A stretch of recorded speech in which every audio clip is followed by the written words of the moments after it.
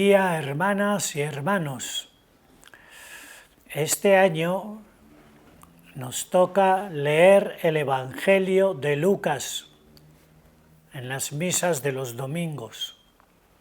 Va a ser el Evangelio principal.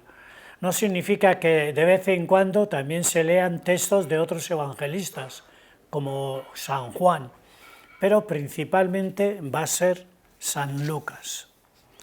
Les quiero también comentar algunas ideas para que podamos entender el sentido que le dio Lucas a su Evangelio. Ustedes, como saben, San Lucas escribió la vida de Jesús, el anuncio de la buena noticia de Jesús, Salvador, y a la vez también escribió los hechos de los apóstoles, la vida de los primeros cristianos, principalmente de Pedro y de Pablo, con los primeros cristianos. Todos los evangelios nos anuncian la salvación de Dios a través de Jesús, a través de su vida, muerte y resurrección. Los 4 evangelios nos anuncian eso. Pero cada uno le da un sentido especial a su evangelio. Es como si dijéramos, ¿todos somos salvadoreños? Sí.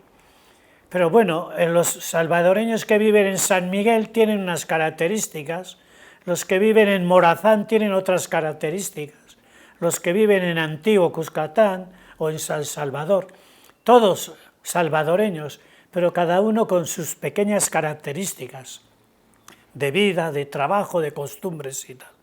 Bueno, pues así diríamos, los 4 evangelios nos dan el anuncio de la salvación de Jesús a través de su vida, muerte y resurrección, pero cada uno con sus propias características. Lucas escribió su evangelio entre los años 80 y 90 después de Cristo, después de morir Jesús, como ven, unos 50 o 60 años más tarde escribió. Y la comunidad de Lucas, a la que está dirigida el evangelio, son más bien helenistas, es decir, de las zonas de Grecia y de Roma. O sea que prácticamente para los paganos, diríamos. No significa que no se escribiera para los judíos, pero principalmente Lucas escribe para los que son de cultura griega y los romanos. Y entonces de esta forma es una señal de que él quiere extender la fe de Jesús a todo el mundo. No solo los judíos, sino también a lo que entonces era el mundo más conocido, Grecia y Roma. En segundo lugar, Lucas escribe como un historiador también. En aquellos tiempos había una costumbre entre los escritores de ir manifestando la historia, ¿verdad? Pero el Evangelio de Lucas no es solo una historia pura, sino que es una historia teológica, una historia desde la visión de Dios, desde Dios. Y tiene como 3 etapas según el Antiguo Testamento. Ahí es la promesa de que va a venir un Salvador. El Nuevo Testamento, la vida de Jesús, que él expresa en los Evangelios, con su muerte y su resurrección. Y en tercer lugar, como he dicho antes, es el tiempo de los primeros cristianos, los hechos de los apóstoles.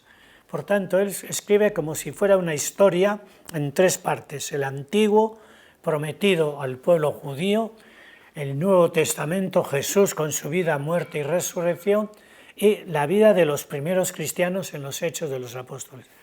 Pero repito, historia teológica, no es historia pura, historia desde Dios, como hay que entender la historia desde Dios. ¿Y cómo está organizado el Evangelio de Lucas? Primero tiene un prólogo, es el primer capítulo, hay una introducción, los relatos de la infancia que estos días estamos leyendo, Juan Bautista, que prepara el camino, el bautismo de Jesús, las tentaciones en el desierto, son los primeros capítulos, la introducción diríamos. Después viene la segunda parte, todo el trabajo misionero de Jesús en Galilea, anunciando la buena noticia. Y Lucas presenta a Jesús camino de Jerusalén, es decir, la subida a Jerusalén, la vida de Jesús como un camino. Y termina esta parte en Jerusalén, donde tiene una serie de actividades, pero allí es apresado y, saben ustedes, asesinado, muerto en la cruz y la resurrección. Ese es el esquema que sigue. El prólogo, la infancia, Juan Bautista, el bautismo de Jesús y el desierto. Segunda parte, toda la actividad de Jesús yendo a Jerusalén, camino de Jerusalén, anunciando la buena salvación por todas partes. Y tercero, su trabajo en Jerusalén, donde va a ser apresado, muerto y la resurrección. Después, como he dicho, los Hechos de los Apóstoles. Una vez visto un poco el resumen de cómo está escrito y para quién es, el Evangelio de Lucas es un evangelio que hace grandes denuncias, porque él veía ya, en el tiempo que él vivía, las grandes separaciones entre los poderosos y los ricos y los pobres y esclavos y abandonados. Entonces, él es consciente y es el evangelista que más claramente hace estas denuncias por la desigualdad que existe entre los ricos y los pobres. Es un evangelio bastante social, diríamos. Por ejemplo, las bienaventuranzas, él hace 4 bienaventuranzas y 4 malaventuranzas o maldiciones. A las 4 bendiciones para los pobres contrapone las 4 maldiciones contra los ricos. Ahí ya se ve claramente su idea de cómo quiere denunciar estas cosas. A favor de los pobres, aplastados, porque esos otros son unos malditos, dice, que están aplastando a la gente pobre. También denuncia a los que quieren acumular riquezas y riquezas y riquezas, ¿no? Se acordarán aquella parábola del hombre rico que tenía grandes almacenes, tiene que ampliar, pero al día siguiente falleció, ¿verdad? O el joven rico que dice que cumplió todo y cuando Jesús le pide que comparta con los pobres, se escapó. Y la parábola de Lázaro, que está allí a los pies de aquel rico que va todos los días a banquetear y el rico no le hace caso. Va a través de parábolas denunciando a los que explotan a los pobres, mujeres, niños, etc. Y claro, pide la conversión a los ricos para los pobres. Y eso lo vemos muy bien en la historia de Zaqueo. También un gran ladrón, se había hecho rico robando. Pero Jesús le invita y este hombre al revés, fue capaz de convertirse. Todo lo que he robado lo voy a devolver y mucho más para los pobres.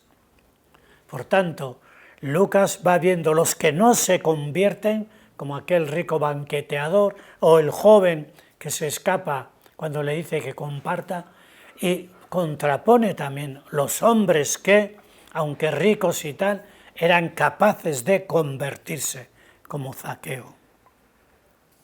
Y por último, para Lucas, pues el reino de Dios es una mesa grande, donde todos cabemos.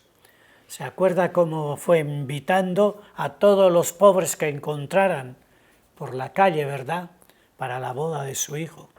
Dios quiere una mesa grande para todos, todos compartiendo, todos unidos en el amor de Jesús y en el amor a los hermanos, participando con todos los pobres.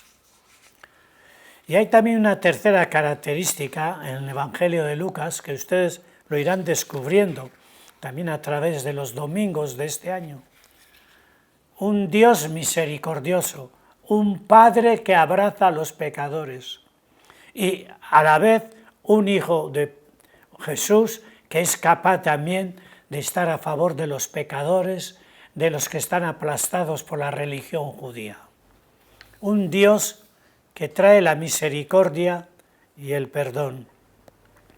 Los judíos tristemente tenían el grupo de los fariseos, los separados, los que se creían justos, santos, y a todo el que no era como ellos, fuera de la religión, pecadores, excomulgados diríamos hoy. Ellos eran los únicos, diríamos, que tenían derecho a la fe judía. Los paganos, samaritanos, prostitutas, publicanos, leprosos, todos en general, estaban fuera del pueblo elegido de Dios, eran impuros y pecadores. Y Jesús, siguiendo la misericordia de su Padre Dios, dirá: estos son mis preferidos, mis preferidos. Y entonces cura a los leprosos y los toca y tal, aunque él se estaba haciendo impuro. Y deja que las mujeres se acerquen a él y que le unjan los pies. Y pone como modelo a un pagano, a un romano. Y pone como modelo de acogida y compartir a un samaritano que estaba excluido. ¿Cuántos hechos de estos encontramos en San Lucas en su Evangelio? Y cada vez que hay un pecador que se convierte hay una gran fiesta en el cielo. Él está primero a favor de las personas que están maltratadas, aplastadas. Por tanto, diremos que la misericordia y la compasión es una clave en el Evangelio de San Lucas. Y como he dicho hace un momento, la alegría de Dios por los que se convierten. En el hijo pródigo, cuando vuelve, no le deja decir nada, lo abraza y hace un fiestón enorme. La alegría del Padre y que perdona totalmente a ese hijo que se le había escapado de su casa. La oveja perdida y la encuentra y después vuelve y dice la alegría que sintió con todos los demás. La moneda perdida y la mujer la encuentra y la alegría después con todas sus compañeras. Cada vez que se recupera un pecador, Jesús y Dios Padre, el Espíritu, se alegran enormemente. Pues bien, estos son algunos de los elementos que iremos descubriendo en los textos evangélicos de este año. Yo les invito a que escuchen de nuevo esta charla, no porque sea bonita o fea, sino para tener en cuenta las claves, la idea con la que escribió Lucas su Evangelio. Que Dios nos ayude todo este año, a través de Lucas, a descubrir más a Jesús, a descubrir más a su Padre Dios, a descubrir también más al Espíritu Santo. En los Hechos de los Apóstoles, hoy no lo hemos explicado, pero el Espíritu Santo es la clave del funcionamiento de los primeros cristianos, que nos ayuden a todos nosotros. Muchas gracias, feliz año nuevo a todas y a todos, pero que no se quede en palabras lo de año nuevo, sino que sea realidad. Damos también nuestro agradecimiento a la Televisión Católica de El Salvador por dejarnos anunciar estas bonitas noticias para todos y para todas. Muchas gracias. Feliz Año Nuevo.